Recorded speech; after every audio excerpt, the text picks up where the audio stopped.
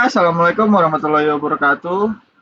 Jadi hari ini saya akan memberikan sebuah tutorial mengenai subnetting di aplikasi VirtualBox dan menggunakan GNS3 juga. Jadi pertama yang perlu kita lakukan itu membuka aplikasi Oracle VM VirtualBox. Setelah itu kita pilih menu import, lalu kita browser aplikasi GNS3-nya. Nah, lalu kita next, kita finish. Lalu nanti akan ada tampil importing appliance ini, lalu kita tunggu saja sampai selesai. Baiklah, aplikasi GNS3-nya sudah ada di dalam aplikasi VirtualBox-nya. Lalu selanjutnya kita import lagi untuk aplikasi CHR-nya. Microtrik CHR. Lalu kita next, kita finish. Nah, dia akan terinstall dan terlihat di bawah tools. Lalu setelah itu kita pilih menu VM-nya, lalu kita setting. Nah, yang perlu kita setting di sini ialah di bagian network, yaitu pada adapter 1 kita pilih NAT, lalu pada adapter 2 kita enable, lalu kita pilih host only, lalu adapter ketiga kita enable lagi, pilih generic driver, lalu di name-nya itu kita buat udpt handle. Lalu pada adapter keempat kita pilih lagi. Ketika kita milih generic driver, namanya akan auto terisi dengan udpt anel tadi. Lalu kita okekan. Setelah itu kita klik kanan, kita clone aplikasi VM-nya, lalu kita ubah menjadi VM yang kedua. Kita next, kita finish. Nah, setelah itu kita buka aplikasi GNS3-nya.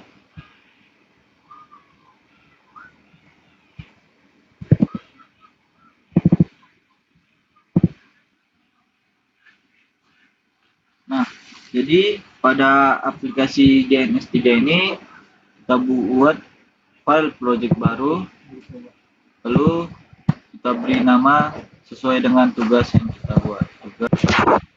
Lalu pada menu di aplikasi GNS ini kita pilih edit, lalu preference.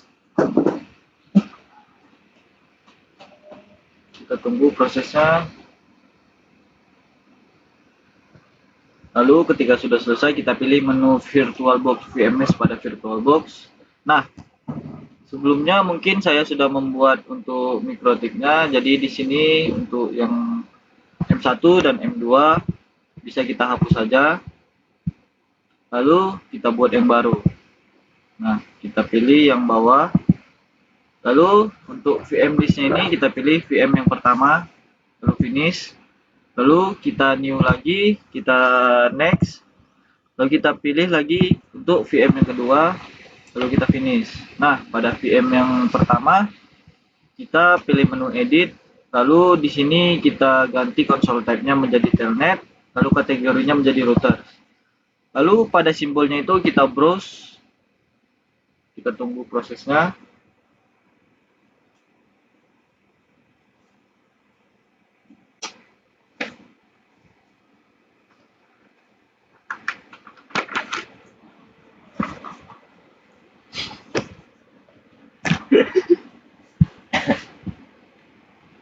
Nah, setelah itu kita pilih yang klasik, kita pilih router. Kita cari ke bawah sampai menemu yang router. Nah, ini router, oke. Lalu selanjutnya pada network-nya kita ganti adaptersnya menjadi 8. Lalu kita klik oke. Lalu selanjutnya pada VM yang kedua, seperti halnya VM yang pertama, kita atur seperti itu juga. Nah, setelah kita ubah, lalu kita apply, baru kita oke. Nah, untuk selanjutnya itu kita pilih menu tools yang ada pada aplikasi GNS3, yaitu menu keempat. Nah, jadi setelah kita membuat VM-nya, lalu kita masukkan ke dalam project-nya. Lalu VM2-nya juga kita masukkan.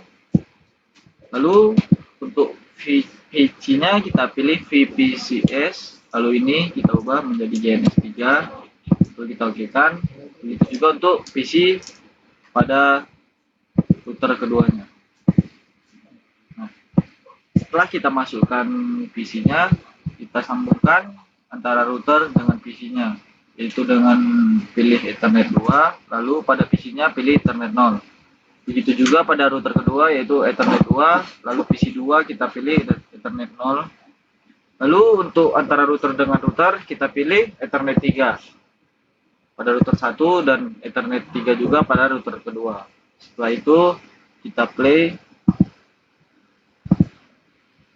Nah, jadi kita tunggu agar semua lampu yang ada di dalam topologi sumir ini menjadi hijau. Nah, artinya dia sudah terhubung. Nah, kalau sudah berhasil, maka dia akan tampil terhubung dan warna lampunya akan menjadi hijau. Untuk memudahkan kita aktifkan dulu menu ini agar kita tahu kabel mana yang kita hubungkan. Nah, setelah itu kita perlu membuat catatan untuk memasukkan IP sesuai dengan Ethernet yang kita masukkan. Untuk Ethernet yang di atas ini, saya ingin memasukkan IP address dengan 192.168.30.1. Nah, untuk Ethernet yang bawah yaitu Ethernet 2, saya masukkan IP 192.168.1.1.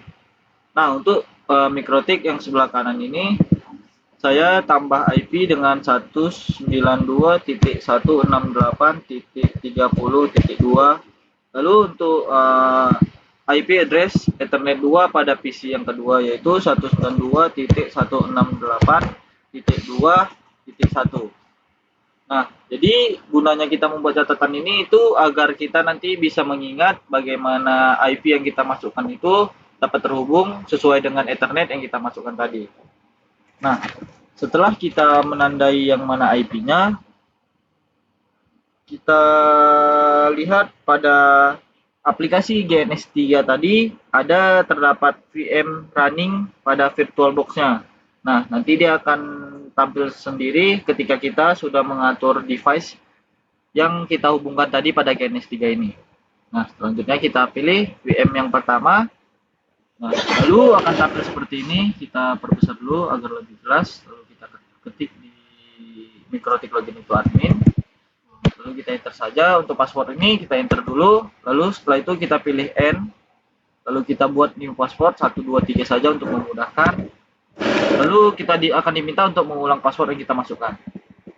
Nah, untuk mengubah nama mikrotiknya ini kita bisa membuat dengan cara sistem identity set name sama dengan mikrotik 1. Jadi itu untuk mengubah nama dari mikrotik ataupun router yang kita gunakan. Nah, selanjutnya pada VM yang kedua sama juga seperti yang tadi. Nah, setelah dari itu lanjut kita untuk membuka aplikasi Winbox untuk mengatur IP yang kita gunakan. Kita buka aplikasi Winbox-nya. Nah, nanti di Netboards ataupun di manage ini, di Netboards terdapat mikrotik 1 dan mikrotik 2 yang sudah kita atur tadi. Nah, pada mikrotik 1 kita pilih lalu kita connect. Nah, nanti dia akan tampil seperti ini. Lalu pada menu Winbox ini kita pilih IP, lalu kita pilih addresses, lalu kita pilih menu tambah untuk menambahkan IP yang sudah kita buat sebelumnya. Nah, untuk memudahkannya saya akan memperkecil ininya, lalu kita akan tampilkan di sebelah sini.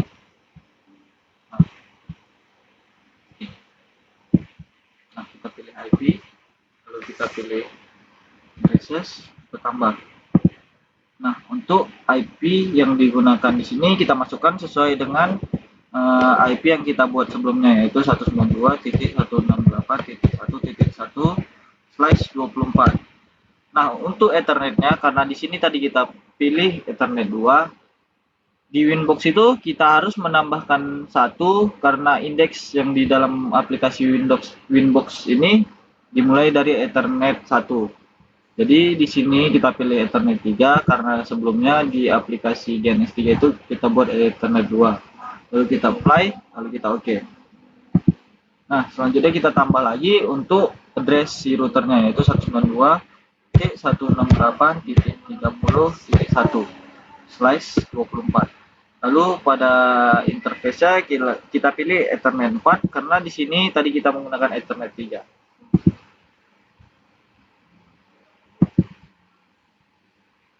Nah, sama juga untuk router dan PC yang di kedua itu. Selanjutnya kita akan mengatur pada MikroTik 1 yaitu mengenai routers-nya. Jadi kita pilih menu IP, kita pilih routers. Nah, pada routers ini kita klik kata tambah, lalu kita masukkan address dengan address pada router yang berlawanan dari router yang MikroTik 1 ini. Jadi kita akan memberikan alamat pada router tujuan yang akan dituju.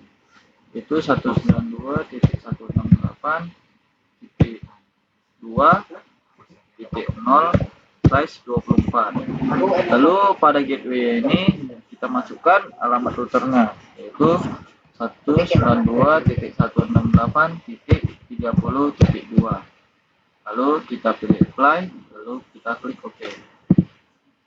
Nah, sama juga pada router yang satu lagi, yaitu pada router 2.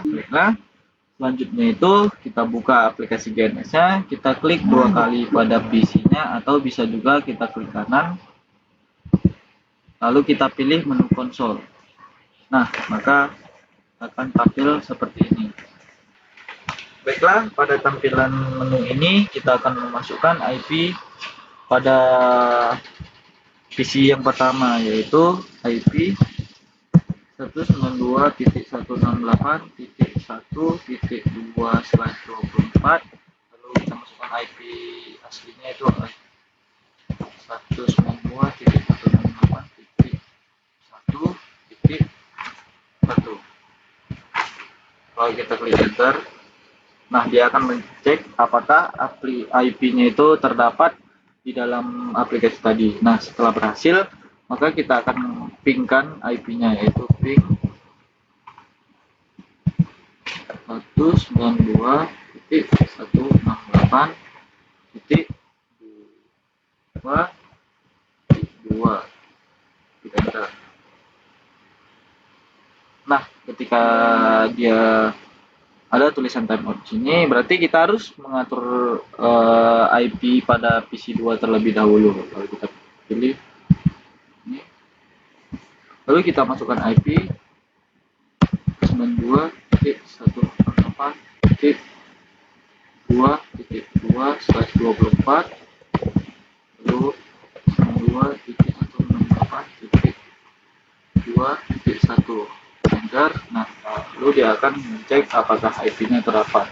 Nah, setelah itu barulah kita kembali lagi tadi ke dalam PC satunya. Lalu kita coba lagi ke pin 192.168.2.2. Enter.